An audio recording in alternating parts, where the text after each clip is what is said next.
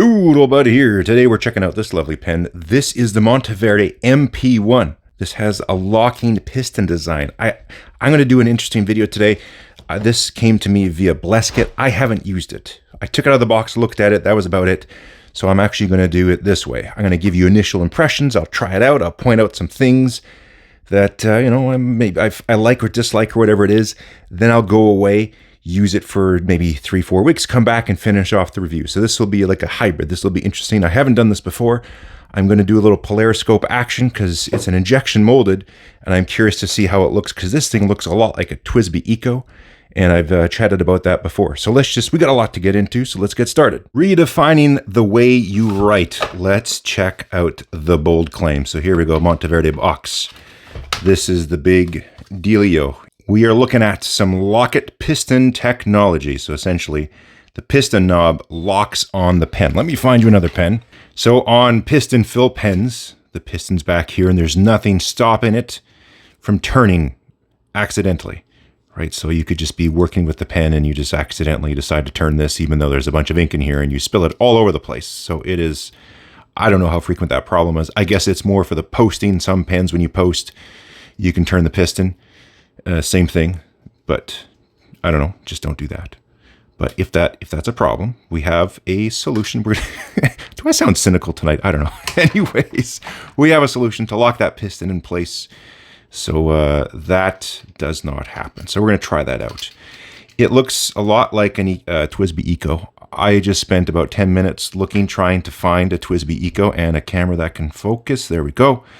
I couldn't find it. That's why I used this pen for a demonstration. But I was going to get up my TWSBI Eco. I looked 10 minutes, cannot find it. But maybe I'll flash one on the screen if I'm that good with my editing. This looks a lot like a TWSBI Eco. A little bit fancy. You have an aluminum anodized cap. So that looks nice and all. I like the overall aesthetics of it. The clip is kind of so-so. But I like the colors. You know, if you have a nice bright anodizing with a clear injection molded body, it always looks fancy. But I was a little shocked right away because we're straight up threads here on the aluminum. Fairly aggressive thread profile going on to unprotected virgin injection molded plastic. And that thread profile, it's not really galling it, but it's pretty loosey-goosey. Like that's the thread wobble. Even almost all the way in, we're still getting some wobble. And ooh, there's no thread stop. That's okay. Tip number 1, don't really reef down this pen because you can apply a lot of force on that acrylic body and there's nothing stopping you from going too far. So for all you kind of gorilla-handed folks out there that you like to just put that cap on nice and tight, you're going to crack this pen. So don't do that. There is an O-ring to provide a seal. If we can focus and show you. There it is. So that usually provides a really good seal. I'll put this in the old DIY vacuum chamber airplane simulator on the desk, and we'll see just how good that is. The TWSBI Eco, by the way, if I had one to show you, maybe I got to look again. But that thing is fantastic for sealing because of that O-ring. I've brought my little bench vacuum chamber down as low as I can get it, and it doesn't leak a drip. So we'll find that out here too. Overall, like, here's the piston. That's, it's got some good slop in it. But what happened you do here? What happened you do here? I don't know. I just made up a new expression. You pull the back off, and then you'll do your regular piston turning business, right? Ink it up. That's the idea. And then once you're done, you bring it back over here somewhere. It's quite shiny. Okay. Oh, the piston moved a bit, so be careful when you do that. You're going to squirt a little ink out. Lock it in there. Stops it from happening. It still wiggles. How are they doing that? Oh yeah, sheet metal. Okay. Posted it. It's on there secure. Not overly back-weighted because it's quite light.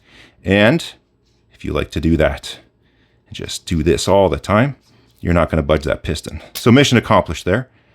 Is that a real problem? I don't know. We'll see. But it's a bit, yeah, thread-wise. Oh, let's check out the information we got here and see what we can find. So here's a little explanation card, QR code if you want to follow along. Ooh, let's get into the marketing. Let's see. The MP1 is the first internal piston fountain pen ever produced by Monteverde. I did not know that. So part of the 25th anniversary, MP1 represents a significant leap forward for fountain pens in its class. We will be the judges of that. Okay, innovative locket piston technology, securely, secure as that. Distinguished by its durable anodized aluminum cap and radiant crystal clear barrel. It is crystal clear, but we're going to look in the Polariscope to see what you can't see with your own eyes. All right. At the core of the MP1 is the premium number 6 produced exclusively by German company Jovo. So number 6 Jovo nib. I didn't know who makes it. So there you go. Jovo nib. They make a good nib. We'll check out that a little more. 6 sizes, extra fine, up to stub and OmniFlex. I've tried it. Yeah, it's an Omni, but I don't know about a Flex. Paired with an expertly designed plasma-treated feed system to deliver, well, maybe you don't know that, but let's think about this for a second. So the feed on a fountain pen is ABS. Okay, they're injection molded. ABS is hydrophobic, which means it doesn't wet.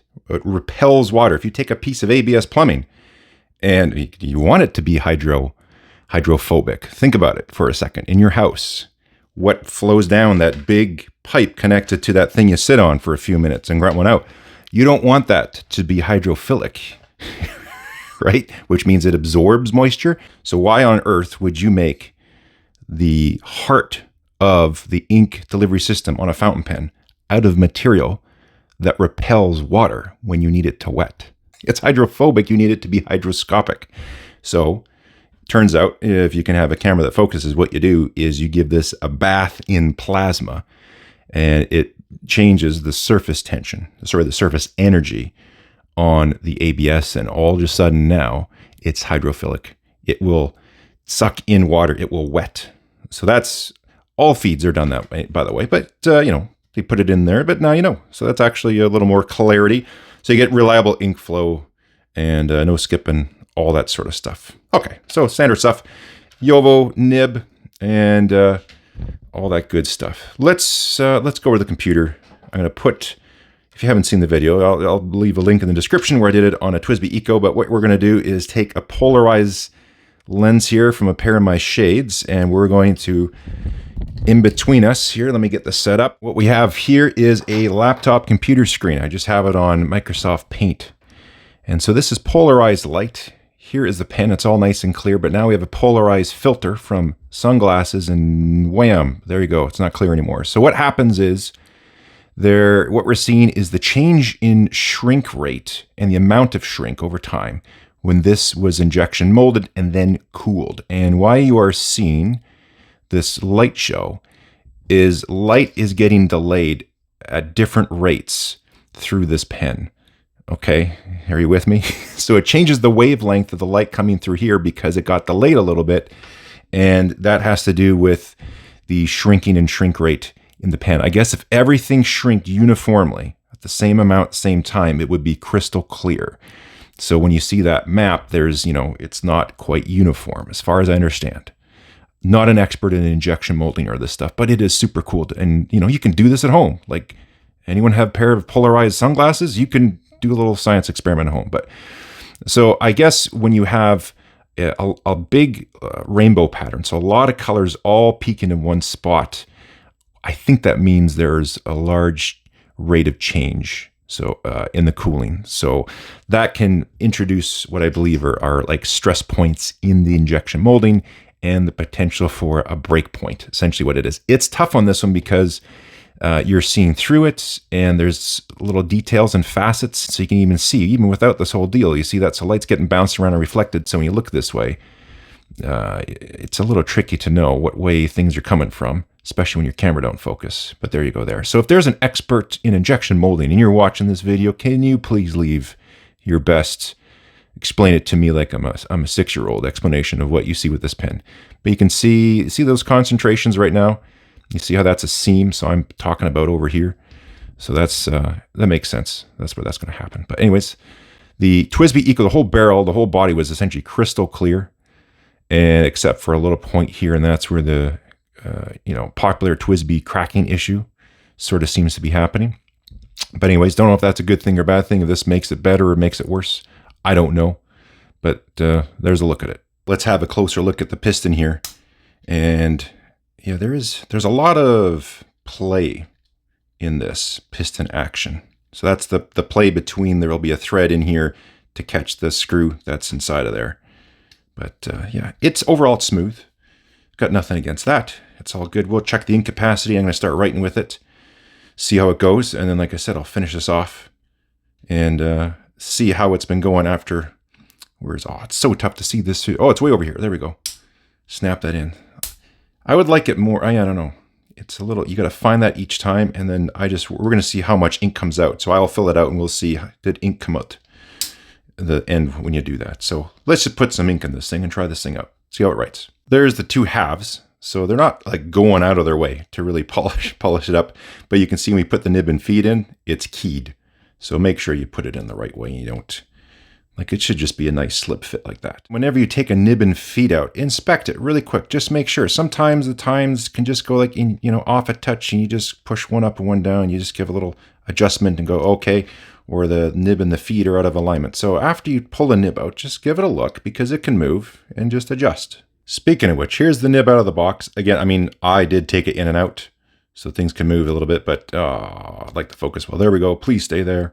So alignment's actually totally fine, but you can see the slit is off center just a touch. I don't think that will really impact things. We will write in this new Clairefontaine book that Blesket included with this, and they mentioned, hey, we know you like Clairefontaine. Here's a nice one. So this is quite nice. We'll try this out. So thanks again to them. Check out their website, blesket.com. There's also a code, Doodlebud22, saves you 10%. And if you are elsewhere in the world, you're probably getting a decent exchange rate on well, if you're in Australia, not so great. But if you're in Europe or especially the US, your exchange rate is fantastic right now. So you might want to check them out, especially with potential impending tariffs. Anyways, I don't want to get into that. But the ink we're using today is one that was sent to me by Pen Venture. This is a special one they did with diamine. It's called Desert Rose. And so the gold's on it because this has a lot of a gold sheen. So yeah, let's try this out. I think that might be a nice fit with this pen. Like, look, come on. Come on, that's perfect. Shika, shika, shika, shika. I like to do that with, this is going to be a very saturated ink, so I'm going to shake it up. I feel like a sommelier, right? You sniff the cork when you open up the bottle here. We inspect the cap. Let's dip it in. Oh, be sure in advance to put your piston in the unlocked position. We'll run it down and then run it back up. I forgot to measure the pen empty, so any chance of measuring the ink capacity is, well, okay, let me flush it out. We'll do a quick weight. Sometimes you just got to roll with it. Okay, pen overall, we got 24 grams. How much is just the pen itself? 14, so a 10 gram cap. Let's tear it. And whoa, moved on me, come on. That's a lot of movement. Okay, there we go. Let's do that. Ink it up and see what we get. Okay, it's in the unlocked position. Let's turn the knob back and just see if anything comes out. Oh, it does spray a bit. So when you snap it down, it's going to spray a little bit. But yeah, nothing actually turned out. So I thought that might put out a drop. Turns out not so bad. Let's check the weight now. Oh, this thing's wandering on me. Yeah, it moved a little bit, but not too bad. Let's see. 1.6 mil.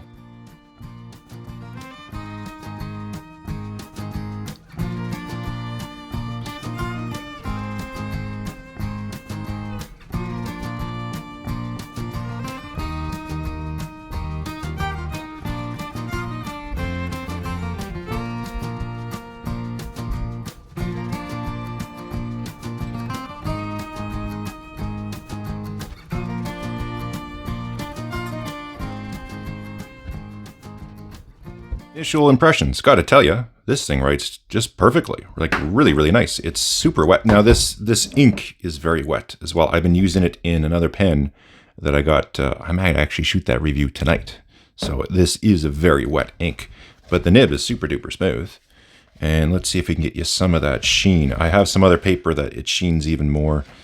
Let me see if I can change this light temperature. There is a bunch of sheen on here. It just will not come through on the camera, but this is some Romeo paper. And for whatever reason, just with the light temperature and things, it's so hard to do these videos. But there you go. It's so tough to show color and sheen and effects when we got all these variables with the sensor on the phone and the white balance and everything battling each other. but this ink has a ton of sheen to it. So it's nice and wet, and it's a very fun ink. And I think this is like a really, really nice match. I mean, come on, pretty good. So initial impressions are good. Like I said, the threads on there, yeah, I can even see a little tool chatter down in here. I don't know if you can pick that up on the camera. Oh, we had it, and then see the white balance just does not want to help me. There you go. Now you can see it. It's the wrong color, but see that? And the light just changed. It went away, but that's a little bit of tool chatter. So I think they're just being a little bit speedy with the machining on this part. But that's my only real concern is there's no thread stop. So I'm going to go away now for a little bit. What's the date? What do we got here? We got the 24th of January, 2025. So I'll do at least 2 weeks. I'll come back. I'll use this pen as much as I can daily carry with me, tell you how I find it. I'm also going to do a little vacuum test on it to see how well that seals. I think it's going to seal okay, but that would be sort of the only failure point I see on this. Yeah, I don't know. We'll see how it goes. I'll report back and we'll finish it off. And now for the dramatic conclusion of the MP1 review. It's a week later, February 7th. I've been using it as a daily driver with my Montblanc 149 in my little 2-pen case. And overall, the pen has performed just perfectly fine. No issues as far as it drying out. Nib has been good, wetness, all that stuff. My initial impressions on that stay the same. Great little writer. Few little things I've noticed. So for the grip, this doesn't bother me, but it has that sort of triangular faceted style grip to force you into one method of holding the pen. It doesn't bother me, but I know some folks absolutely hate that, so it is what it is. The uncapping and capping is not very nice. It's still, yeah, it is. It bugs me every time I do that. So that still stands. I did not have any accidental discharges with the piston.